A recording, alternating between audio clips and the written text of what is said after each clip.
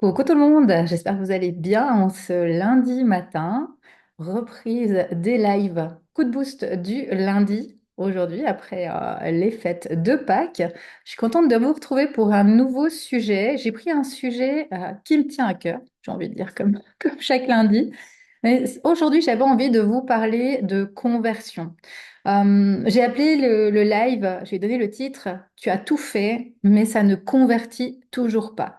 Parce que c'est une phrase que j'entends souvent, de me dire dans mes audits, dans mes rendez-vous, on me dit, bah, Christa, je suis un peu perdue, je suis un peu même des fois désespérée parce que j'ai fait un site internet, j'ai des réseaux sociaux, j'essaye de publier, mais je n'ai pas ou peu de clients. Je ne sais plus quoi faire pour avoir de nouveaux clients.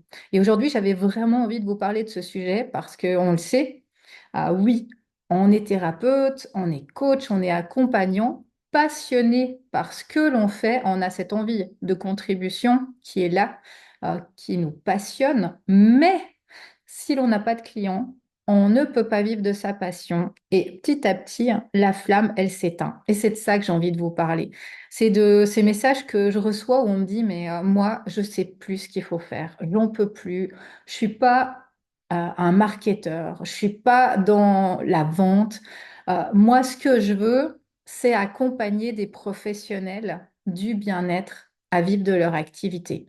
Moi, ce que je veux, c'est aider des gens à être mieux dans leur vie, à avoir plus confiance, etc.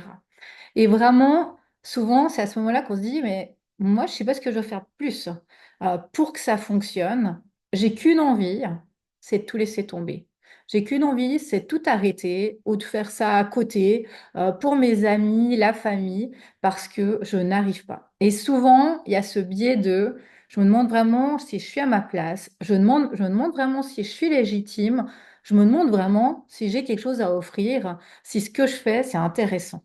Et c'est là que toujours j'ai ce pincement au cœur parce que je le sais que vous êtes intéressant, que vous êtes d'excellents thérapeutes, que ce ne sont mais pas vos compétences et vos offres qui sont en jeu, mais c'est vraiment ces outils finalement de coaching, de marketing qui freinent. Et c'est ce que j'ai envie de vous amener aujourd'hui. Le 99% des personnes que j'accompagne et qui viennent en rendez-vous découverte n'ont pas un problème d'offre. Ils ont un problème dans le marketing, dans la visibilité, et c'est souvent des ajustements à faire. Ce ne sont pas des changements radicaux de tout. Et ce que j'ai envie de vous amener aujourd'hui, c'est ça. 5 pistes très concrètes que je vous invite à visiter par rapport à votre activité, à où vous en êtes très concrètement aujourd'hui, vous, et voir qu'est-ce que vous pouvez mettre en place ou améliorer. Je parle toujours à mes clients de réglage fin, mais c'est vraiment ça. Qu'est-ce que je peux aller faire comme réglage fin pour améliorer ma conversion, ma situation aujourd'hui? Et ça se passe dans ces réglages-là. Et puis, je vous invite à sortir de ce live en vous disant, je garde une chose et je la mets en pratique. J'ai pas besoin de tout révolutionner. Chacun de vous, vous êtes à un stade différent de votre entreprise, de votre développement. Qu'est-ce que je peux garder très concrètement de ce live par rapport à mon activité aujourd'hui, à mon cheminement aujourd'hui? Première clé, première piste que j'ai envie de vous partager, c'est celle de la visibilité, du manque de visibilité au bon endroit. J'insiste sur au bon endroit ou aux bonnes personnes. Ici, pour moi, la clé, qui est la fondation de tous mes accompagnements, c'est celle du client de cœur. Est-ce que aujourd'hui, je suis très au clair sur mon client idéal, sur mon client de cœur, sur ma cible ou peut-être ma problématique de cœur? Est-ce que je sais où j'en suis? Est-ce que je sais à qui je parle? Ou peut-être est-ce que je reste très généraliste encore et les personnes me lisent, peut-être me trouvent intéressante, mais elles ne passent pas à l'action ou elles ne se reconnaissent pas dans ce que je propose. Je pense tout de suite à une personne que j'ai accompagnée vendredi avec qui on a travaillé sur son client idéal. qui est spécialisée dans de la médecine chinoise, du shiatsu, qui est très très compétente, qui partageait des posts très intéressants sur son Instagram, sur les organes, sur la médecine chinoise, mais qui ne parlait pas directement à son client de cœur. Son client de cœur, on l'a travaillé, c'est la femme active, la maman qui n'a pas de temps pour elle, pour se mettre en priorité. Alors oui, les gens lisent ces posts, les trouvent intéressants, mais ne se reconnaissent pas, ne passent pas à l'action. Et donc, il y a cette frustration de se dire, mais pourquoi? Pourtant, ce que je propose, c'est intéressant. J'ai des retours, j'ai des commentaires, mais on ne prend pas de rendez-vous chez moi, on ne me contacte pas. Donc là, je vous invite à réfléchir à ça. Est-ce que vous connaissez votre client de cœur? Et là, je ne parle pas de quelque chose d'impersonnel, de général, de se dire c'est Jacqueline, 45 ans, deux enfants, etc. Mais c'est vraiment le cœur, les problématiques de votre client idéal. Est-ce que vous connaissez ses souffrances, ses besoins, ses envies? Et vraiment, c'est là que vous allez pouvoir aller et c'est là que vous allez pouvoir créer du contenu de qualité, que ce soit pour les réseaux sociaux, que ce soit pour créer votre page de vente, votre page internet, des flyers, aller sur un salon, un événement, du réseautage, c'est égal. Vraiment, allez voir, c'est qui mon client de cœur et qu'est-ce qu'il vit? Qu'est-ce qui l'empêche aujourd'hui de dormir la nuit? Qu'est-ce qui l'empêche d'avancer et qu'il se dit en vous lisant, en vous voyant, en vous entendant, ah mais là, il y a quelqu'un qui peut m'aider, il y a quelqu'un qui peut me comprendre, qui peut m'accompagner à sortir de cette situation. Et dites-vous que souvent, votre client idéal, et on en parlera tout à l'heure dans une autre piste, il n'a pas encore conscience de plein de choses. Il n'a peut-être pas encore conscience de son problème, dépend où il en est. Et il a besoin qu'on l'éduque, entre guillemets, à prendre conscience qu'il y a des solutions. Il ne sait même pas que vous existez et il ne sait peut-être même pas que ce que vous faites existe. Donc il y a tout un travail à faire ici et on en reparlera. Donc pour moi, première piste, connaître son client idéal sur le bout des doigts. Et pour connaître son client idéal sur le bout des doigts, c'est un long travail parce que ça vient de rendez-vous que vous avez. Vous allez affiner, vous allez avancer, vous allez transformer ce que vous faites. Donc, ça ne va pas venir comme ça facilement de connaître son client idéal et c'est normal que ce soit compliqué. Mais vous allez voir que plus vous avancez, plus vous allez le connaître en le rencontrant dans vos séances, en écoutant comment il parle, qu'est-ce qu'il dit, quelles sont ses préoccupations et sortir de ce rôle d'expert que vous avez. Parce que le but, c'est pas de parler à vos pairs, aux personnes qui font la même chose que vous ou à d'autres professionnels dans votre secteur, mais c'est de parler à votre client de cœur. Et votre client de cœur, il ne parle pas la même langue que vous aujourd'hui. Donc ça, c'est la première clé. Pour moi, c'est la fondation de beaucoup de choses ensuite. Une visibilité aux bonnes personnes et aux bons endroits. Donc là, vous pouvez faire votre petite audit de votre côté, où j'en suis avec cette clé-là. Très concrètement, est-ce que je le connais? Deuxième clé hein, que je vois souvent qui freine, c'est le trop d'empathie, trop d'émotionnel, ce qui est normal quand on est thérapeute, hein, et le manque de stratégie. À un moment, c'est de choisir une direction très concrète. Souvent, j'entends le professionnel qui me dit, mais moi, je ne veux pas brusquer les gens, je ne veux pas les forcer à prendre des accompagnements. Je pense que si je suis la bonne personne, les gens me trouveront. Le bouche à oreille, c'est pour moi ce qui fonctionne le mieux selon ce que j'ai entendu, selon mes croyances. Et là, c'est un grand travail d'aller trouver quelles sont ces croyances qui me bloquent aujourd'hui, qui font que inconsciemment, je reste bloquée dans trop d'empathie, trop d'émotionnel, et j'arrive pas à prendre cette casquette de chef d'entreprise. Parce que peut-être ça grince un peu aux oreilles, dépend où on est de son accompagnement, mais de se dire oui, je suis un thérapeute, je suis un professionnel du bien-être. Ma mission première, clairement, c'est celle d'accompagner les gens, de les aider. Mais Je suis également un chef d'entreprise, une chef d'entreprise. Je suis également un entrepreneur. Et là, je dois mettre en place des stratégies, même si ça peut aussi faire mal aux oreilles, dépend où on en est de son chemin. Stratégie, ça ne veut pas dire je vais vendre mon âme au diable ou je vais faire des choses qui ne sont pas alignées à moi.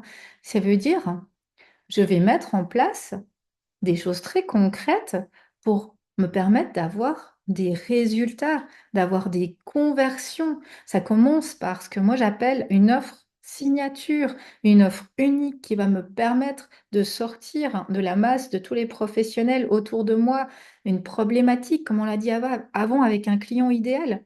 Et vraiment de prendre aussi ce rôle-là, cette posture-là à certains moments de ma journée. Ça n'est pas avec mon client en séance, on est bien d'accord, mais à certains moments dans ma com, dans mon réseautage, je prends une casquette d'entrepreneur. Si je veux vivre de mon activité, je prends cette casquette. Si je ne veux pas vivre de mon activité, ça c'est une autre problématique.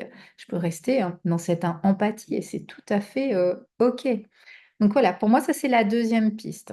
Est-ce que j'ai des blocages, des croyances limitantes qui font que je reste dans trop d'écoute, trop d'empathie et que je bloque sur le côté entrepreneur, le côté stratégie, ou que je ne connais pas tout ça? Parce que, bah, comme tout le reste, ça s'apprend hein, à vendre, à parler de ses offres, à mettre en place des parcours clients, etc. Et je ne me suis peut-être pas formée à tout cela, ou j'ai des blocages avec ça. Et là, ben, je vous invite à aller parcourir vos croyances limitantes, vos blocages, et à vous former petit à petit. Ma troisième clé, ma troisième piste que je vois souvent, c'est qu'on ne connaît pas ce que moi j'appelle un parcours client. Notre client, notre prospect, même avant de devenir notre client, il doit passer, ou souvent il passe, parce qu'il peut avoir des exceptions, on est bien d'accord, mais la majorité vont passer par des étapes. C'est comme une rencontre amoureuse. On va par étapes, on fait connaissance, on prend confiance et ensuite, on voit si ça fonctionne ou si ça ne fonctionne pas. Ça ne fonctionne pas toujours. Et c'est la même chose pour vous. C'est important que vous appreniez à créer cette relation de confiance avec vos potentiels futurs clients et que vous puissiez connaître leur parcours et créer ce parcours client qui va faire leur confiance. Il y a des pas. Le premier pas, une fois que vous connaissez votre client idéal, c'est d'aller lui montrer que vous pouvez être la bonne personne, que vous avez des clés, des pistes, lui faire prendre, avoir des prises de conscience. Donc là, il vous découvre, il va pas tout de suite se dire, cette personne, elle est incroyable, allez, je prends son accompagnement, c'est parti. Elle va vous découvrir, peut-être dans la vie, peut-être sur un réseau social, et puis elle va peut-être aller lire des posts, elle va peut-être aller voir votre site internet, elle va peut-être venir sur un live comme ce matin et se dire, OK, ça me parle, cette personne, elle donne des choses qui peuvent m'intéresser et elle va entrer petit à petit dans votre monde. Vous allez lui partager vos valeurs, vous allez lui partager votre histoire de vie, vous allez lui partager votre vision des choses et vous allez créer du lien avec cette personne. Ou non. Cette personne va dire, bah non, alors c'est pas du tout l'énergie ou la personne qui me plaît et je ne reste pas. Et après, d'une fois elle sera un peu rentrée dans votre monde, vous allez lui amener du contenu de valeur. Vous allez peut-être l'amener à s'inscrire à une newsletter. Vous allez peut-être lui partager un contenu gratuit, un e-book, une petite formation. Vous allez peut-être lui proposer un rendez-vous découverte offert pour parler de sa situation. Et quand elle se sentira prête, elle viendra. Et à ce moment-là, peut-être qu'elle va passer à l'action. Et elle va peut-être prendre un programme. Là, vous allez pouvoir aller dans de la vente, lui proposer quelque chose de concret, de payant qui va l'aider. Voilà un peu ce parcours client. Et c'est important que vous connaissiez et que vous mettiez en place un parcours client en voyant que vous allez avoir des personnes à toutes ces étapes, des personnes qui vous découvrent et des personnes qui ne qui vous connaissent déjà et qui sont peut-être à la dernière étape et qui sont ici dans cette prospection-là. Donc vraiment, créez votre parcours client, connaissez votre parcours client et créez ensuite du contenu pour ce parcours client. Et ça commence par des posts pour prendre connaissance de vous peut-être, du réseautage, un cadeau gratuit, une newsletter, des vidéos. Vraiment, créez ce parcours pour arriver petit à petit à de la conversion, à de la vente, parce que vous avez créé du lien fort avec la personne, vous avez créé de la confiance et elle sait ou elle sent que vous pouvez être la bonne personne pour l'aider. Donc ça, c'est pour moi cette troisième piste. Apprenez à connaître votre client par cœur et à connaître tout son parcours client. La quatrième piste, c'est celle d'être très au clair avec ce qui s'appelle un call to action, un CTA. C'est de mettre ou de dire clairement à la personne à un moment si ce poste t'a plu, si cette offre t'intéresse, contacte-moi, clique ici, mets un commentaire. Vraiment de l'amener à un passage à l'action. Parce que peut-être que pour vous, c'est logique de se dire, mais si la personne, elle me voit, elle me suit, ça lui parle, elle va prendre un rendez-vous. Ça l'est pas forcément. Vous savez, quand on est sur les réseaux, on scrolle, on regarde. Des fois, il y a des choses inspirantes. On se dit, ah, c'était intéressant. On met peut-être un petit cœur ou un petit commentaire des fois. Mais on n'a pas forcément ce réflexe de faire une action. Et c'est important de montrer le chemin à la personne, de le lui dire très concrètement. Viens, abonne-toi à ma newsletter. Rejoins ce programme, rejoins ce canal de diffusion. Vraiment, de créer ce call to action et de l'amener à l'étape suivante dans la piste de tout à l'heure, dans son parcours client. Vous voyez que toutes les pistes sont rattachées. Donc, posez-vous la question, est-ce que j'ai l'habitude de mettre un call to action, de mettre un passage à l'action très concret à la fin de mes posts, à la fin de mes lives, à la fin d'une vidéo, etc., qui amène la personne à une étape concrète, un passage à l'action, et qui lui permet d'entrer aussi dans votre univers selon le call to action. Et la dernière piste, pour moi, c'est le storytelling, c'est le contact émotionnel. Pour moi, mon client idéal, c'est un thérapeute, un coach, une personne dans le bien-être. Donc, je sais que mon client idéal, il a un profil assez vert dans le profil disque que vous connaissez peut-être, que c'est quelqu'un qui a des valeurs communes avec moi. C'est quelqu'un qui a des valeurs de partage, qui a des valeurs d'écoute, qui a des valeurs de bienveillance, souvent qui a des valeurs de liberté.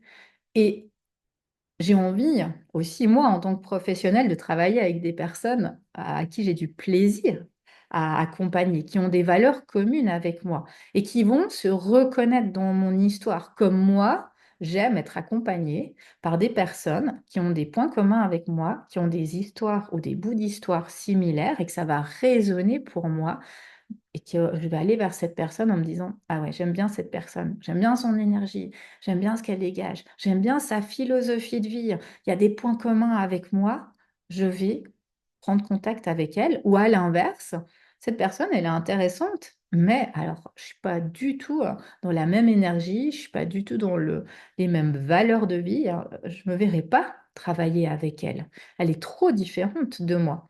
Et là, ben, je vous invite à oser à les partager avec le cœur, à oser partager des bouts de vos histoires, des bouts de vos histoires qui résonnent avec votre client idéal, à montrer à ces personnes qui vous êtes, ce que vous vivez. Et encore plus aujourd'hui, à une ère où on ne sait même plus si c'est une intelligence artificielle qui nous parle ou si c'est une vraie personne. Quand on est dans l'accompagnement, on a besoin de créer ce lien très fort avec son thérapeute. Moi, je ne vais pas chez un thérapeute que je ne connais pas, que je suis pas allée, qu'on m'a pas recommandé, que je suis pas allée regarder sur Internet, que j'ai pas un prénom. J'ai besoin d'une confiance. Dépend quelle thérapie on va faire. On n'a peut-être jamais parlé de ces problèmes à personne d'autre. Donc, il y a besoin de créer ce lien. Et ce lien, pour moi, il se crée par ce fameux storytelling, par cet émotionnel, par montrer que oui, je suis professionnelle, oui, j'ai des compétences, clairement, mais oui, je suis aussi un être humain et ça, c'est important. J'ai des valeurs, j'ai une vision, j'ai des passions et c'est ça qui va faire aussi que la personne, elle va se sentir bien avec vous. Et elle va aller vers ce passage à l'action. Elle a l'impression de vous connaître. Ça, c'est toujours drôle pour moi quand je vais sur des salons ou quand je vais sur des événements et que les personnes, elles viennent vers moi et qu'elles me disent, ah, mais bonjour Christa, je vous suis sur les réseaux. La personne, elle, moi, je la connais pas du tout. Et elle me connaît un petit peu de ce qu'elle a lu, de ce qu'elle a vu. Et je trouve ça toujours touchant de voir ce lien qui peut se créer quand on reste dans cette authenticité, dans ce partage de cœur à cœur de ce que l'on fait. Et là, on peut vraiment connecter, pour moi, avec son audience, avec son client, idéal. Donc pour moi, ça, c'est les 5 clés, les 5 pistes qui vont certainement vous permettre d'aller faire des ajustements dans ce que vous faites déjà, certainement très très bien, et qui vont vous amener plus de conversion. Donc, première piste, une visibilité au bon endroit avec la bonne audience. Connaître votre client de cœur sur le bout des doigts. Deuxième piste, avoir une direction, une stratégie. Vous mettre dans la posture de l'entrepreneur et avoir une offre unique, avoir une casquette d'entrepreneur, un regard plus stratégique sur ce que vous faites. Troisième piste, c'est tout ce qui est de parcours client. Créer de la confiance avec les personnes pour que petit à petit, elles vous fassent confiance et entrent à leur rythme, dans leur univers pour passer à l'action quand ce sera le bon moment. Et le bon moment, des fois, c'est plusieurs années plus tard. La quatrième piste, c'est tout ce qui est de call to action. Soyez très très clair dans votre communication.